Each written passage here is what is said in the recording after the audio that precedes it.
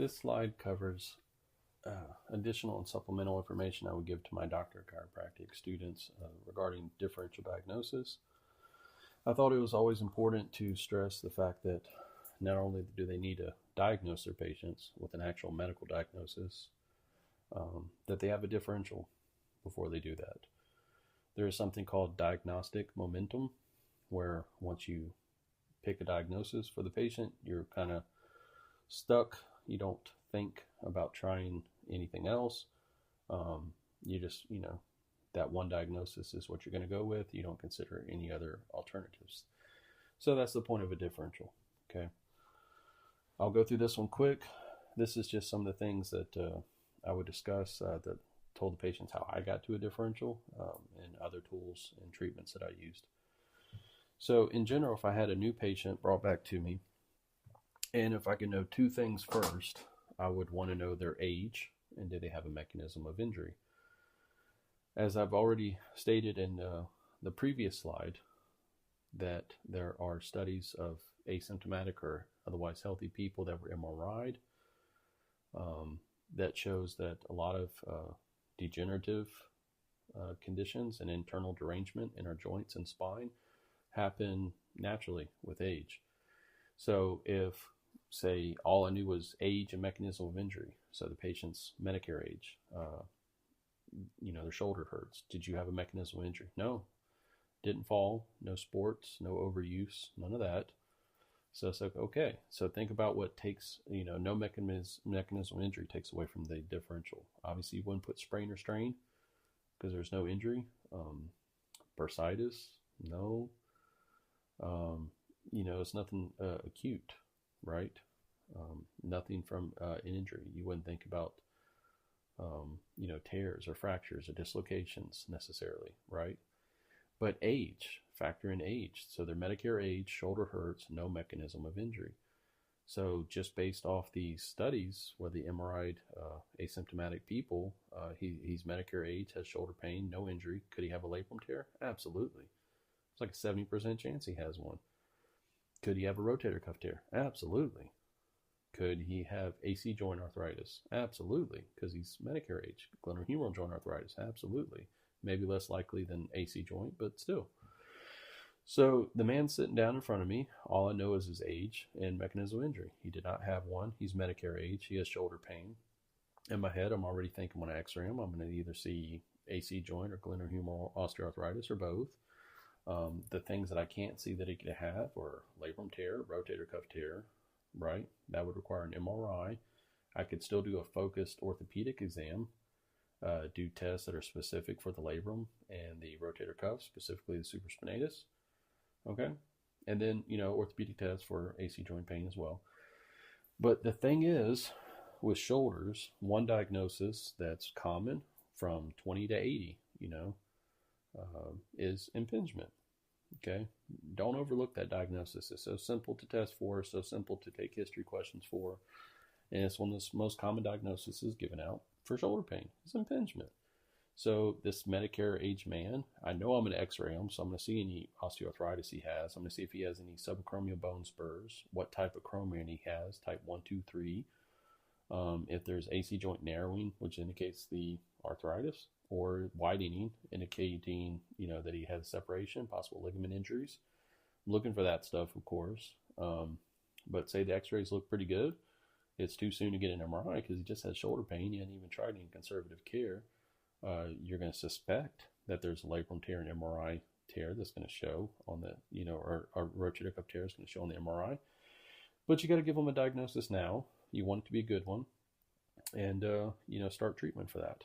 So impingement, if positive on exam and with his history, is a good one to go with. And again, this is Medicare age, but you could do that same scenario if they're 20 years old. No mechanism of injury, so no sprain, strain, no fracture, dislocation. Bit young for a rotator cuff tear, could have a labrum tear at 20, absolutely. But you expect some kind of mechanism of injury or recreational or, some kind of, factor like that. But if you run them through the test for impingement and that's what causes pain, it's a good diagnosis for a 20-year-old too. Okay. So just in general, that's what I think about. What is their age? Because I know if they're young or old, based off the studies where they MRI people, how likely it is they have something that I couldn't see without an MRI. So that way I don't underdiagnose them. Okay, don't tell them, oh, I think you just you had a subluxation in your shoulder, when really it could be a labrum tear. Okay, because they have like a 70% chance it could be. Then obviously mechanism of injury, you would be very careful to look for the the sprains, strains, tears, ruptures, dislocations, separations, all those things. Okay. Next with the differential is I like to have a primary, secondary, and tertiary diagnosis. This may be important for insurance purposes. Okay, not going to get into a lot of that, but I did workers' comp, private, and personal injury. Having multiple diagnoses for one region is actually very helpful. So primary diagnosis, go back to the scenario with the Medicare age man. All I'm going to do is take x-rays, not going to get an MRI yet. Primary diagnosis, if, I do the test for labrum and rotator cuff, specifically supraspinatus, not really clear. But I do the test for impingement, and that definitely reproduces this pain. So the primary diagnosis can be subacromial impingement.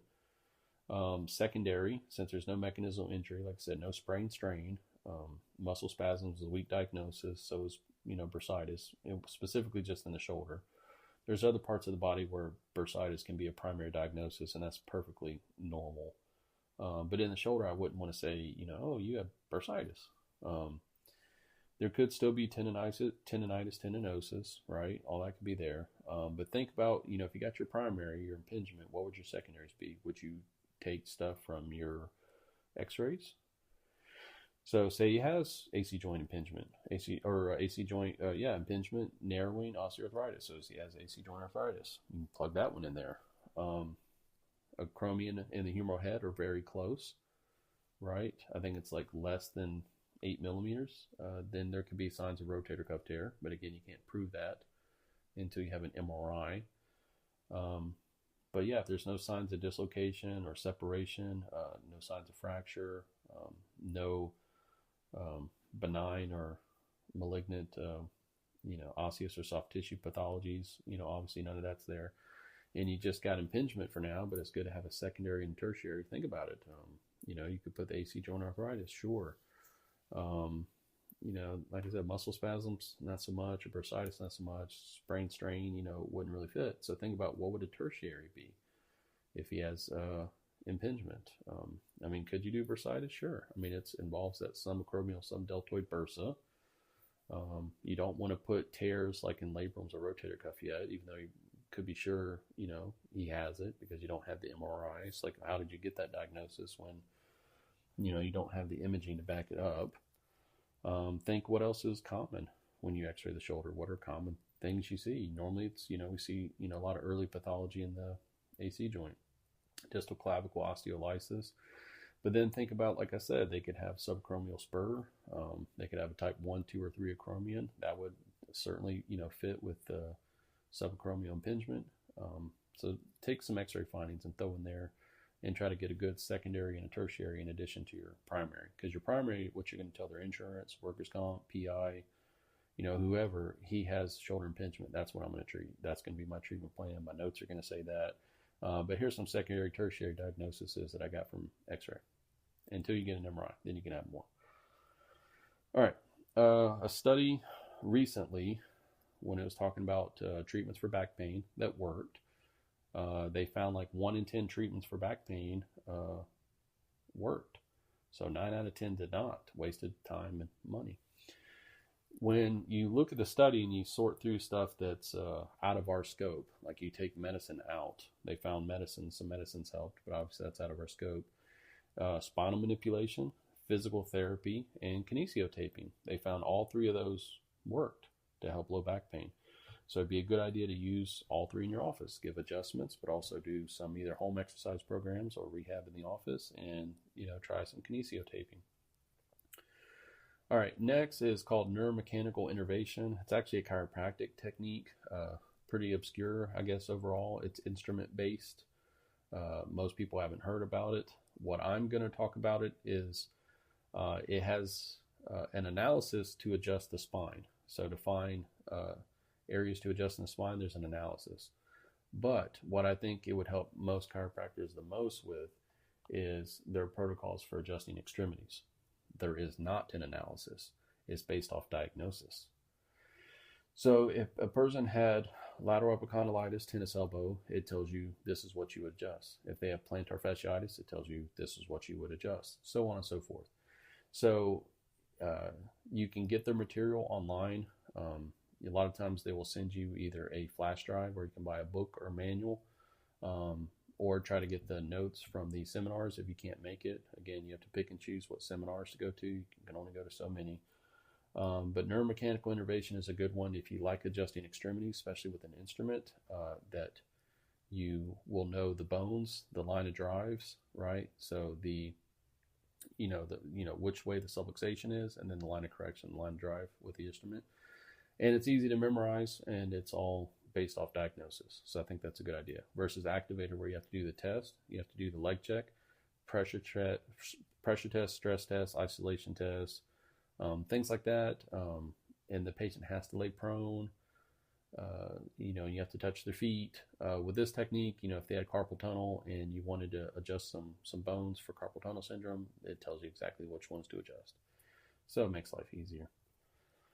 Also is ART, active release technique. Highly recommend that as a soft tissue technique. There's also the ones that use the instruments, the instrument assisted soft tissue manipulation. The reason I put this under differential diagnosis is because I found using the instruments with instrument assisted soft tissue mobilization to help me with diagnosis. Because what I found is, say if I was working in a large area, right, and I had something on the skin, just say, ultrasound gel, and that's what I'm working over an area with a tool for the instrument assisted part. And then I'm working one side of the spine and it's not really red, nothing's reacting. And then you go to the other side and then you find a spot that's like red. While you can use it to, treat, the tool to treat, it's also diagnostic, just to kind of scrape over the skin over certain areas and find trouble areas. They actually stand out red, and healthy areas will appear normal. So I thought that was quite interesting. So think about that with your soft tissue therapy, your myofascial release, that yes, it's a treatment, but also, use it to kind of palpate and observe, inspect, and then, find other areas. And a tool is a great way to do it because it can cover a lot of area really quick. All right, I'll cover this one real quick. MFDT. It's myofascial disruption technique. It's not a technique that you need to necessarily know or go to a seminar. I'm just going to tell you a few things from it that I thought was very helpful when trying to diagnose and find treatment areas. So they kept it real simple. If the patient was tender in the belly of a muscle, it was a trigger point. If the patient was tender on a bony landmark that's an insertion, it's an enthesopathy. And then if a patient was tender along a muscle, but it went like along the fibers lengthwise, like in a band, that's what it was called, a band. So basically, you would have 3 diagnoses and 3 treatments. If it was tender in the muscle belly, it's trigger point, you just do trigger point therapy, hand, instrument, however you want to do it. If it was an enthesopathy, same thing, just know it's going to be more painful, but you're basically doing trigger point therapy over an enthesis. And then if it was a band, you couldn't just, stationary there, push on it like you would a trigger point. You have to work the band, like strip it, okay? So those are the, 3 good things that I got from that technique. He made it very simple. Total motion release is pretty obscure. Physical therapists do it. That's not something I'm going to talk about, but just know that it exists, and you may want to watch some YouTube videos of it. It's pretty wild. Basically, total motion release is if somebody has shoulder pain, you actually do all the work possibly through the opposite shoulder or the opposite hip. So you work another part of the body to get the area of complaint better. So you actually don't do any therapy, range of motion, or stretching to the part of the body that has the complaint, like the left shoulder. You would work on the right shoulder or somewhere else. It's kind of wild. Trigger points. This is important. I want to cover. A lot of chiropractors, when somebody has numbness and tingling in their hands, they always just relate it to the neck. Okay. So obviously I'll tell my students, for one, that's lazy. It could be obviously wrong. but how to quickly, look from fingertips up to the neck to do an exam to make sure you're not missing anything else instead of just relating it to the neck. Okay, and trigger points is one of them. So there's about a half dozen trigger points. I'm not going to name them all, but there's about a half dozen trigger points in the shoulder neck area that when they're active trigger points, they can refer pain all the way to the fingertips, just like, a nerve root could, and they can cause numbness and tingling as well. Okay, it's ones you wouldn't always think of, like subclavius or coracobrachialis or serratus posterior superior. Obviously, the scalenes you would think about, but subscapularis. There's just different muscles in the rotator cuff, and then in the thorax, and then the neck that it just so happens when they have active trigger points, it can go all the way to fingertips.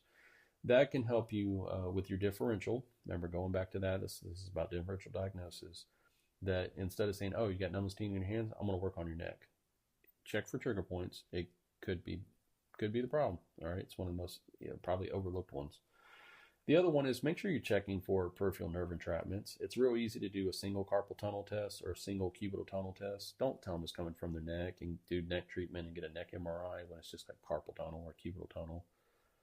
Also keep in mind thoracic outlet syndrome. That does go back to the scalenes as well as the first rib and the SC joint. Just do one test for TOS. I like RUSE. Okay, that's like my go-to test. When they have numbness and tingling, so I don't go straight to their neck. First, I check for trigger points, especially the ones that I know are known to cause symptoms all the way into the hands. I do one test for carpal tunnel, one test for cubital tunnel. I do RUSE test for TOS, just to eliminate those things. It's not hard. It doesn't take long. Don't forget about T4 syndrome. Okay, that kind of mimics TOS as far as the side of the hand, the dermatome it would appear to be following. But again, they got to have upper back pain with that one. Know if they're diabetic, if they're getting neuropathy. Have they ever been diagnosed with fibromyalgia or myofascial pain syndrome? I mean, obviously that can cause that. And make sure you didn't miss a brachial plexus injury. So basically with trigger points, I feel like they're undervalued, underlooked, and underdiagnosed and misdiagnosed. So keep that in mind, okay? For me, that was just in the upper extremity. If somebody says they have numbness and tingling and stuff in their legs, I don't really think trigger points first. There's a lot of things I want to check first, but for the upper extremities, and especially in relation to the neck, I do. All right, the next one's about myofascial release. So this goes with ART and instrument-assisted soft tissue mobilization. It's tension, motion, and compression. These three things have to be present to actually do myofascial release. The area that you want to release has to be compressed, there has to be motion in it, and then it has to be brought to tension. That's why ART works so well, because you pin it, you run that extremity through a motion, and then you go beyond it, and then that's the myofascial release. Keep that in mind if you're doing it with an instrument. It's really hard to truly get myofascial release if you're just scraping over it, because there's not really compression, and there's no motion, and there's no tension. So think about there are instrument-assisted soft tissue manipulation techniques where they incorporate range of motion from the patient, just like ART would. That's very important, okay? All right, next is superficial versus deep. If you ever think you're going to have to do something like a deposition or testify because you do workers' comp or personal injury, be careful documenting that you diagnosed and treated trigger points and deep muscles. This is just my opinion. If nobody's going to argue that the upper trapezius muscle tends to be overactive, causes pain, has trigger points, can be tight. Okay, nobody's going to argue that. If you say that you were treating a neck muscle that was even deeper, like splenius capitis, say you didn't think it was upper trap, you thought it was splenius capitis, and that's the one you diagnosed that had the trigger points and you were treating. If you're going to do that, you went from superficial to deeper. Be prepared to explain how you can palpate with your fingers past one muscle and feel another and believe it's accurate. Because I don't think I can. When I palpate trigger points, I'm assuming I'm finding a trigger point in the most superficial muscle that my hands are over. Okay. So I just, don't want students to be embarrassed if they go to depositions or have to testify in trial. Like, how could they possibly know the muscle that they were working on and what muscle had the trigger points? So for me, in my notes, whenever I'm doing soft tissue work or trigger point therapy, I always document the muscle I'm working on, is the most superficial one in that area, and leave it at that. Okay, so I hope that makes sense. If you're doing dry needling, then that goes out the window, because you can literally dry needle down to bone. So if you want to say you hit somebody's, think of the deep spinal muscles, right? If you say, look, I hit this muscle, and it's all the way, a muscle all the way on the bone, all right, deep on the spine, you actually did it, because you stuck a needle all the way to the bone. You know it went to the bone. Okay, if that makes sense. So if you want to say I did the multifidi muscle, well, yeah, you actually did with a needle. But trying to say you worked on the multifidi muscles and trigger points with your thumbs, like your hands, on their spine, that's a bit much, because I don't even say the QL muscle, because if you think about it, there's the thoracodorsal fascia there. There's transverse abdominis. There's internal and external obliques. So the QL is quite deep. So if I'm working on somebody's low back, and I'm paraspinal, I'm not going to say I'm working on the QL, because the QL is actually quite deep. If you think most superficially, you got the thoracodorsal fascia, then the lat dorsi, and then you have the internal, external obliques, and transverse abdominis. So it's much deeper. So by saying I'm working on the QL muscle is indicating that I can palpate through all those other muscles and find a trigger point specifically in the QL and just treat that one. So that's just not something I would say, just because if somebody calls me out and say, hey, well, how can you be possibly sure? Are your palpation skills that sensitive? You can palpate through all those other tissues? I would say no, I really don't think I can. Okay, so be careful about saying you're treating small, deep muscles. Just focus your notes on the most superficial ones. So for, that could be the thoracodorsal fascia, the lat dorsi. Those would be perfectly reasonable that you palpated it, found a trigger point, you treated it, and that shouldn't cause much disbelief. But when somebody really looks at how the body's in layers and breaks down how deep you would have to have gone to work on the QL, that could be, there could be some doubt there. Lastly, I'm going to talk about the trapezius muscle. This is something I learned while working in personal injury, that I had multiple patients that would complain of the following symptoms after being in a car accident. They would complain of headaches, neck pain, upper back pain, and bilateral shoulder pain. Now, there's good and bad with this in a PI office. There's good in the fact that any area that hurts after an accident, we're going to x-ray. So that's going to help your bill. Your bill is going to be higher because you got to x-ray all these areas.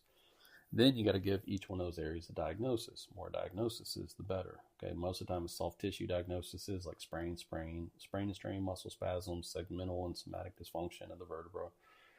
But here's what I learned when I started treating these patients, month after month while their case was going on.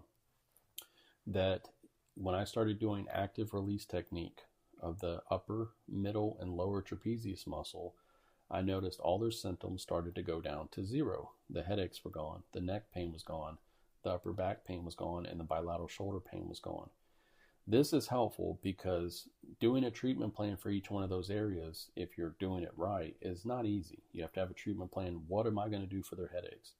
What am I going to do just for the neck pain? What am I going to do just for the upper back pain? What I'm going to do for both shoulders? I mean, that could turn into a very long visit because they may be doing adjustments, traction, soft tissue, therapeutic exercises like with the shoulders. They may be doing resistance exercises with the, TheraBand. That could be a huge care plan, like a lot of therapy. That could be an hour-long visit because of all those areas. But what I found is by just working on the trapezius muscle, it was actually causing somatic referred pain to all those areas. And by just doing ART on the trapezius alone, whether I adjusted them or did modalities or not, these areas will start to get better. That means it wasn't actually, a headache. It was a cervicogenic headache from soft tissue. But it wasn't neck pain like spine or thoracic pain with spine. And it wasn't truly shoulder pain. It was just soft tissue, somatic referred pain from the trapezius muscle.